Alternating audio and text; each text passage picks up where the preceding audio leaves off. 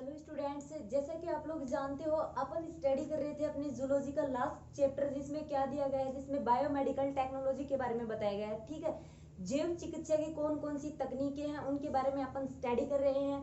अभी तक अपन इस लेसन के अंदर अपने कुछ टॉपिक्स कंप्लीट कर चुके हैं, कुछ टेक्निक्स के बारे में, कुछ युक्तियों के बारे में अपन पढ़ के आए हैं, जिनमें अपन ने डिस्कस किया था। सबसे पहले ब्लड टेस्टिंग से अपन ने स्टार्ट किया था कि ब्लड की टेस्टिंग किस प्रकार से की जाती है।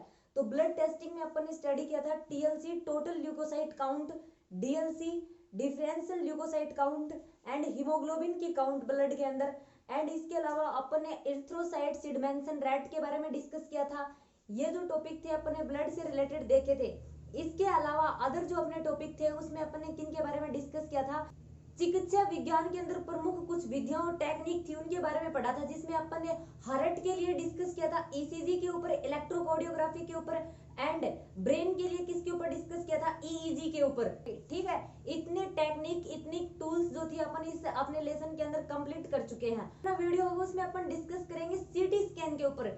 सीटी स्कैन के बारे में आपने पहले भी जरूर सुना होगा। सीटी स्कैन मशीन होती है एक, उसका यूज अपन किसके लिए, और उस सीटी स्कैन मशीन का यूज अपन किसके लिए करते हैं, विभिन्न प्रकार के डिसीज, विभिन्न प्रकार के जो डिसऑर्डर्स होते हैं उनके डायग्नोसिस की प्रोसेस के लिए क्या किया जाता है, उनका यूज किया जाता है। तो अपना टॉपिक है सीटी स्कैन। ठीक है, और सीटी स्कैन को एक दूसरे नाम से और भी जाना जाता है, उसका क्या नाम होता है, कंप्यूटेड टोमोग्राफिक क्रम वीक्षण। इसका हिंदी में नेम होता है, फुल फॉर्म अगर अपन हिंदी में देखें तो क्या होती है, कंप्यूटेड टोमोग्राफिक क्रम वीक्षण। ठीक है, सीटी स्कैन को क्या बोला जाता है, कंप्यूटेड टोमोग्राफी स्कैन, इसकी फुल फॉर्म होती है। आप सभी को जितनी भी अपने टूल्स, जितनी भी अपनी टेक्निक्स आती हैं, उन सभी की फुल फॉर्म आप सभी को जरूर याद रहनी चाहिए। ठीक है, क्योंकि ये बहुत इंपॉर्टेंट है। अब आगे अगर स्टूडेंट्स अपन डिस्कस करें सीटी स्कैन की खोज, सबसे पहले इस तकनीक का विकास किसने किया था, तो उस साइंटिस्ट का नाम था गॉडफ्रे हॉन्सफील्ड। ठीक है, उस साइंटिस्ट का क्या नाम था, गॉडफ्रे हॉन्सफील्ड। और इस साइंटिस्ट को, इस तकनीक के विकास के लिए इस साइंटिस्ट को 1979 में क्या किया गया था, इस तकनीक के विकास के लिए नोबेल पुरस्कार से सम्मानित किया गया था। ठीक है, नोबेल पुरस्कार से इसको 1989 के अंदर सम्मानित किया गया था।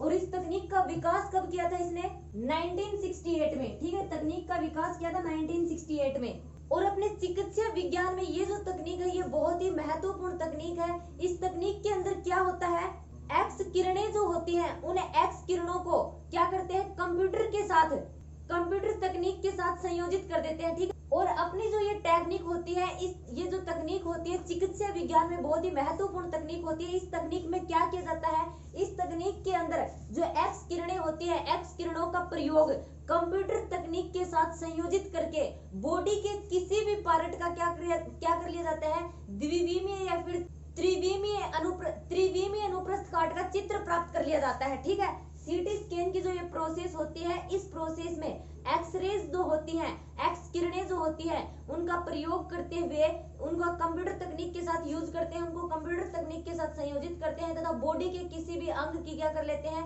बॉडी के किसी भी अंग का द्विविमीय या फिर त्रिविमीय क्या प्राप्त करते हैं, उस बॉडी के अंग का द्विविमीय या फिर त्रिविमीय अनुप्रस्थ काट का डायग्राम, चित्र प्राप्त करते हैं। और अपनी जो ये सीटी स्कैन होती है, सीटी स्कैन के बारे में आपने पहले भी सुना होगा। सीटी स्कैन के द्वारा अपन क्या कर सकते हैं, अपनी बॉडी के किसी भी हिस्से का डायग्राम अपन प्राप्त कर सकते हैं, उसके अंदर का चित्र अपन प्राप्त कर सकते हैं। और अपनी जो ये टेक्निक होती है, इस टेक्निक में अपनी जो एक्स किरणें होती है, वो एक्स किरणें 360 डिग्री के कोण से मतलब घूमती हुई, जो मरीज या फिर जिसका सीटी स्कैन करना होता है उसके किसी सेक्शन से मतलब गुजरती है, पार्ट्स, जो बॉडी के पार्ट्स होते हैं, बॉडी के पार्ट्सों से होती हुई गुजरती हैं। और जब ये अपन सीटी स्कैन करते समय ये एक्स किरणों का जो पुंज अपनी बॉडी से गुजरता है, ये जो इसकी किरणों की जो कुछ मात्रा होती है, उस किरणों की कुछ मात्रा का अवशोषण किसके द्वारा कर लिया जाता है, टिश्यू जो होते हैं ऊतकों के द्वारा उसका अवशोषण कर लिया जाता है। और ये विकिरण पुंज जब बॉडी से बाहर आते हैं तब क्या करते हैं, क्योंकि आर पार जा सकते हैं, ये एक्स किरणें जो होती हैं जब बॉडी से बाहर आते हैं तो ये इलेक्ट्रिक संकेतों में बदल जाते हैं। और फिर इन संकेतों को, इन इलेक्ट्रिक संकेतों को क्या किया जाता है, कंप्यूटर सेंसर जो होता है उसको प्रेषित कर दिए जाते हैं। और फिर ये जो आंकड़े होते हैं, इन आंकड़ों का क्या किया जाता है, कंप्यूटर के द्वारा विश्लेषण किया जाता है। और फिर जो अपने को डायग्राम या फिर चित्र अपने को प्राप्त होते हैं बॉडी के विभिन्न पार्ट्स या फिर बॉडी के विभिन्न भाग जो होते हैं उन भागों के। और अपनी जो ये सीटी स्कैन होती है, सीटी स्कैन का उपयोग अपन मस्तिष्क, अपने जो हार्ट या फिर अदर मेरुरज्जु, अदर ऑर्गन जो होते हैं, इनके रोग जो होते हैं उनके डायग्नोसिस में हेल्प करती है अपने सीटी स्कैन। ठीक है, अगर नेक्स्ट टेक्निक की अपन बात करें तो नेक्स्ट टेक्निक कौन सी आएगी? एमआरआई। एमआरआई के बारे में अपन डिस्कस करेंगे। इसकी फुल फॉर्म आपसे पूछ सकते हैं। इसकी तो एमआरआई की फुल फॉर्म क्या होगी? Magnetic resonance imaging. ठीक है, मैग्नेटिक रिजोनेंस इमेजिंग इसकी फुल फॉर्म होती है। और इस एमआरआई टेक्निक की खोज का श्रेय किस साइंटिस्ट को जाता है? फेलिक्स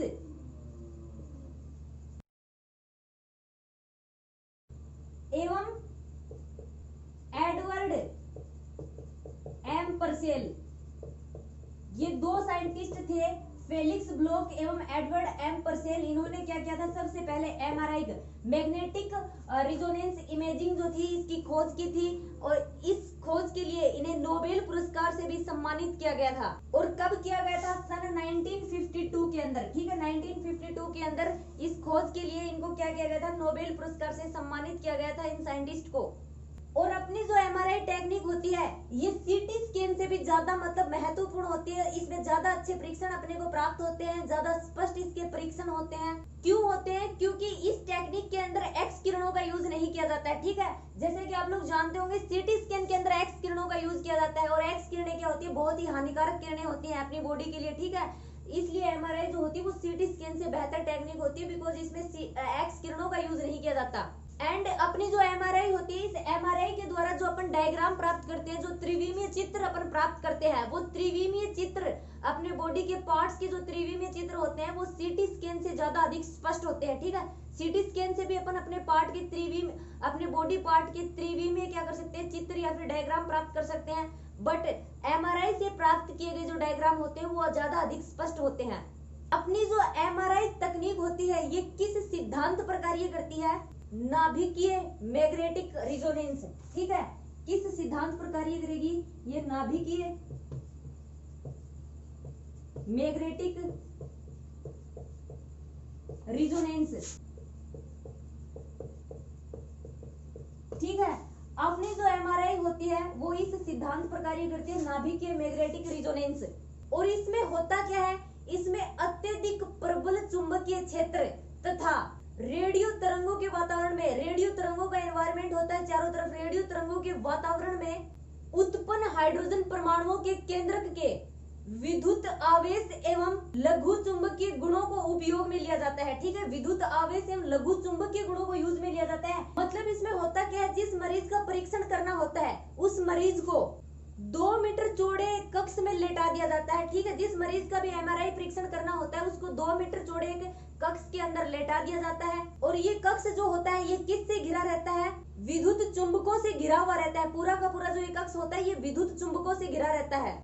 और विद्युत चुंबकों से घिरा रहने के कारण ये क्या करता है? तरंगे उत्पन्न करता है। और इस चुंबकीय प्रभाव के कारण फिर क्या होता है? इस चुंबकीय प्रभाव के कारण मरीज के ऊतकों में हाइड्रोजन केंद्रक जो होते हैं, प्रोटॉन्स जो होते हैं, वो हाइड्रोजन केंद्रक या फिर प्रोटॉन्स सक्रिय हो जाते हैं। और वो हाइड्रोजन केंद्रक और प्रोटॉन्स सक्रिय होकर क्या करते हैं? रेडियो संकेत उत्पन्न करते हैं। और फिर इन संकेतों को क्या किया जाता है? इन संकेतों को कंप्यूटर द्वारा उनको विश्लेषित किया जाता है। और फिर जो ऑर्गन होता है जिसकी एमआरआई करनी होती है उसका क्या प्राप्त होता है? चित्र प्राप्त होता है। ठीक है, इसके अंदर फिर जो कंप्यूटर होता है वो जो आंकड़े उस कंप्यूटर को प्राप्त होते हैं वो आंकड़े लेकर फिर कंप्यूटर उनका विश्लेषण करता है। फिर विश्लेषण के आधार पर अपने को डायग्राम प्राप्त होता है। और अपनी जो ये टेक्निक होती है मस्तिष्क मेरुरज्जु की जांच के लिए एवं उनके अध्ययन के लिए बहुत ज्यादा उपयोगी होती है। अब इसके बाद में स्टूडेंट्स अपनी नेक्स्ट टेक्निक आती है अल्ट्रासाउंड स्कैनिंग या फिर सोनोग्राफी। इसका नाम भी आपने जरूर सुना होगा, अल्ट्रासाउंड स्कैनिंग या फिर सोनोग्राफी के बारे में। अपनी जो ये सोनोग्राफी टेक्निक होती है इसको इकोग्राफी भी बोला जाता है। और अपनी जो ये सोनोग्राफी जो ये युक्ति होती है इसमें क्या होता है? इसमें ट्रांसड्यूसर होता है। और इस ट्रांसड्यूसर के अंदर क्या रखे जाते हैं?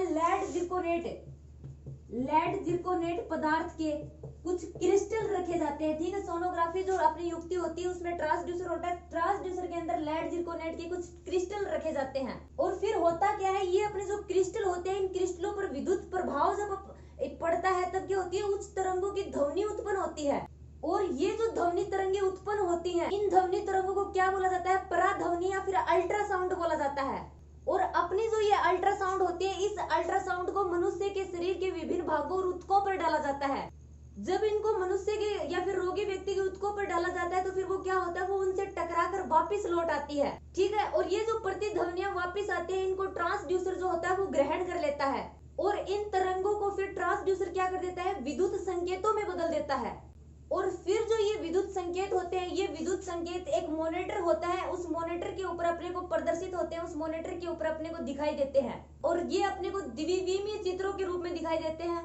और अपनी जो ये सोनोग्राफी होती है, इस सोनोग्राफी के द्वारा पर्दे पर प्रदर्शित प्रतिबिंबों को फोटो के रूप में प्राप्त करने को क्या बोला जाता है, सोनोग्राफ बोला जाता है। और इसी सोनोग्राम के द्वारा अपन क्या कर सकते हैं, इसी सोनोग्राम के द्वारा जो ऊतक होते हैं, जो टिश्यू बॉडी के अंदर पाए जाते हैं, उनकी स्थिति, उनका आकार तथा उनके गठन का पता लगाया जा सकता है। और अपनी जो ये सोनोग्राफी की टेक्निक होती है, सोनोग्राफी की टेक्निक रेडियोग्राफी की तुलना में सस्ती और अधिक सुविधाजनक होती है। एंड इसके यूज भी अनेक होते हैं, जैसे कि आपने देखा होगा जो प्रेग्नेंट वोमेन होती है, वो गर्भस्थ शिशु की जो है वृद्धि वगैरह, ग्रोथ वगैरह देखने के लिए सोनोग्राफी करवाती हैं। प्रेग्नेंट लेडी की जांच करने के लिए जो 3 से 4 बार उसका प्रेग्नेंट जो पीरियड होता है उसमें उसकी सोनोग्राफी की जाती है। इसमें अपन किसका पता लगा सकते हैं, शिशु जो है उस शिशु के अंदर होने वाली हलचल का पूरा पता लगा सकते हैं। उसके बॉडी के अंदर किसी प्रकार की कोई असामान्यता तो नहीं है, उसके किसी भी ऑर्गन में, उसका पता अपन इस टेक्निक के द्वारा लगा सकते हैं। इसके अलावा और भी अधिक इसके अलावा और भी अलग अलग जगह पर इसका यूज किया जाता है, जैसे गुर्दे तथा अपने जो पित्त की पथरी होती है उसका पता लगाया जा सकता है। फिलोपियन ट्यूब जो होती है फीमेल के अंदर, उसमें अगर किसी प्रकार की कोई असामान्यता होती है तो उनका पता इस टेक्निक के द्वारा अपन लगा सकते हैं, ठीक है। अब अगर अपन इस लेसन की लास्ट टेक्निक की बात करें तो इस लेसन की लास्ट टेक्निक अपने पास आती है रेडियो प्रतिरक्षी। रेडियो प्रतिरक्षी आमापन, जिसको क्या बोला जाता है, जिसको रिया भी बोला जाता है, ठीक है, RIA, जिसको रिया भी बोलते हैं। और इसकी फुल फॉर्म क्या होती है, रेडियो इम्यूनोएसी, ठीक है, रेडियो इम्यूनोएसी इसकी फुल फॉर्म होती है, रेडियो प्रतिरक्षी आमापन। अब इस टेक्निक के ऊपर अपन डिस्कस करें तो 2 साइंटिस्ट थे, रोसेलिन व येलो। रोसेलिन व येलो के द्वारा क्या किया गया था, इस टेक्निक की खोज की गई थी, इस टेक्निक के बारे में बताया गया था। और अपनी ये जो टेक्निक होती है, ये एक विश्लेषणात्मक टेक्निक होती है जो बॉडी से बाहर होती है, बहुत टाइम पहले से इसका यूज किया जा रहा है। जैसे कि अपनी टेक्निक विश्लेषणात्मक टेक्निक होती है, इसमें विश्लेषण किया जाता है, एनालिसिस किया जाता है। तो इसमें होता क्या है, जिस भी पदार्थ का विश्लेषण करना होता है, और जो विश्लेषण करने वाला जो अपना पदार्थ होता है ना, वो एंटीजन की तरह कार्य करता है, ठीक है। जिस भी पदार्थ का अपने को विश्लेषण करना होता है, उस पदार्थ को क्या करते हैं, उसे रेडियोधर्मी पदार्थों के साथ उसको चिन्हित कर देते हैं। और फिर क्या करते हैं, सामान्य वो हैं जिनका क्या नहीं किया गया है, रेडियोधर्मी के साथ कोई भी उनको चिन्हित नहीं किया गया है। तो सामान्य तथा चिन्हित किए गए जो अपने ये एंटीजन होते हैं ना, इनकी एंटीबॉडी के साथ क्रिया देखी जाती है कि एंटीबॉडी के साथ किस प्रकार की क्रिया करते हैं, ठीक है। उनका तुलनात्मक अध्ययन किया जाता है, ओके। अपने विश्लेषण जो पदार्थ थे वो एंटीजन की तरह कार्य करते हैं, और विश्लेषण करने वाले पदार्थ को अपन ने रेडियोधर्मी पदार्थ के साथ चिन्हित कर दिया था। अब वो रेडियोधर्मी पदार्थ के साथ चिन्हित अपनी एंटीजन या फिर जो विश्लेषण पदार्थ था और एक सामान्य जो पदार्थ था, उसका क्या किया जाता है, एंटीबॉडी के साथ उसका तुलनात्मक अध्ययन किया जाता है, दोनों पदार्थों का। और अपनी जो ये टेक्निक होती है, इस टेक्निक में क्या होता है, रेडियो आइसोटोप जो होता है वो सूचक के रूप में कार्य करता है। अगर अपन इस रिया टेक्निक या फिर रेडियो प्रतिरक्षी आमापन टेक्निक के यूज की बात करें, उपयोग की बात करें, तो इस विधि के द्वारा जो जैविक घटक होते हैं, जैसे विटामिन, विभिन्न प्रकार के विटामिन जिनमें बी फोलिक एसिड हार्मोन, जैसे थायरोक्सिन हार्मोन, ट्राईआयोडोथायरिन हार्मोन, विभिन्न प्रकार की औषधियां, इनमें एंटीजन की मात्रा अपन ज्ञात कर सकते हैं। एंड अपना जो एंडोक्राइन सिस्टम होता है, अंतःस्रावी जो अपनी बॉडी के अंदर तंत्र पाया जाता है, उन अंतःस्रावी तंत्रों के रोगों के डायग्नोसिस में इसकी हेल्प ली जाती है। एंड कुछ ट्यूमर वगैरह हो जाती है, उन ट्यूमर वगैरह के डायग्नोसिस में भी क्या होती है, अपनी जो रिया टेक्निक होती है ये हेल्पफुल होती है, ठीक है। अपनी जो बुक में दी गई थी वो टोटल टेक्निक इतनी ही थी। इसके अलावा बायोमेडिकल की कुछ अदर भी टेक्निक है, सिर्फ उनके नाम दे रखे हैं, उनके बारे में कोई इंट्रोडक्शन नहीं दे रखा है। बुक के अंदर लास्ट में कुछ टेक्निक है, उनके नाम दे रखे हैं, लगभग 11-12 कुछ टेक्निक दे रखी है। और वो कौन कौन सी टेक्निक है, जैसे x-ray, radiography, angiography, polygraphy, haemodialysis, prosthesis and जो अपनी जीन थेरेपी है, इस प्रकार कुछ टेक्निक्स के सिर्फ क्या दे रखे हैं, ओनली नाम दे रखे हैं, ठीक है। तो स्टूडेंट्स आज अपना जो है ये लेसन कंप्लीट हो जाता है। इसके साथ ही अपनी जूलॉजी का ये जो लास्ट चैप्टर था ये कंप्लीट हो गई पूरी जूलॉजी। इसकी एक यूनिट जरूर बची हुई है, उसके बारे में अपन अपने नेक्स्ट वीडियो में डिस्कस करेंगे, जो नियमों से रिलेटेड है, ठीक है, जिसके बारे में आपने 10th क्लास में पढ़ा भी होगा। अपन डिटेल से देखेंगे कि मेंडल के कौन कौन से नियम है एंड उसके क्या ड्रॉबैक्स हैं, क्या कमियां कुछ रह गई हैं, वो सारी की सारी चीजें अपन अपने नेक्स्ट वीडियो में स्टडी करेंगे।